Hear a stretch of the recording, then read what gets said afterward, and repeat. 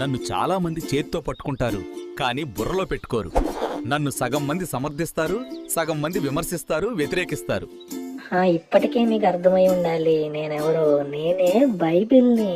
నేను ప్రపంచంలో అత్యధికంగా అమ్ముడుపోతున్న పుస్తకాన్ని. నన్ను చాలా మంది కొనుక్కుంటున్నారు. అలాగే పక్కన పడేయబడుతున్నది కూడా నేనే. ఎక్కువగా ప్రింట్ అయ్యే పుస్తకాన్ని కూడా నేనే. మొట్టమొదటి ప్రింట్ అయిన పుస్తకాన్ని కూడా నేనే. ఎక్కువగా ప్రింట్ అవుతుంది, ఎక్కువగా అమ్ముడుపోతుంది, కానీ ఎక్కువగా చదవబడట్లేదు, ఎక్కువగా అనుసరించబడట్లేదు. నన్ను దేవుడు మనుషులకిచ్చి వాళ్ళు బాగా బ్రతకడానికి, మంచిగా దేవునిలో ఎదగడానికి దేవుడు నన్ను తయారు చేస్తే, కానీ మనుషులు నన్ను ఎలా ఉపయోగించుకుంటున్నారో తెలుసా? వాళ్ళకి జ్వరం వచ్చినా, ఒంట్లో బాగోకపోయినా, హాస్పిటల్లో ఉన్నా నన్ను తలకింద పెట్టుకుని నిద్రపోతారు. అంతేగాని తలలో పెట్టుకోరు. నాలో ఉన్న మాటల్ని తలలో పెట్టుకోరు, తల కింద పెట్టుకుని నిద్రపోతారు.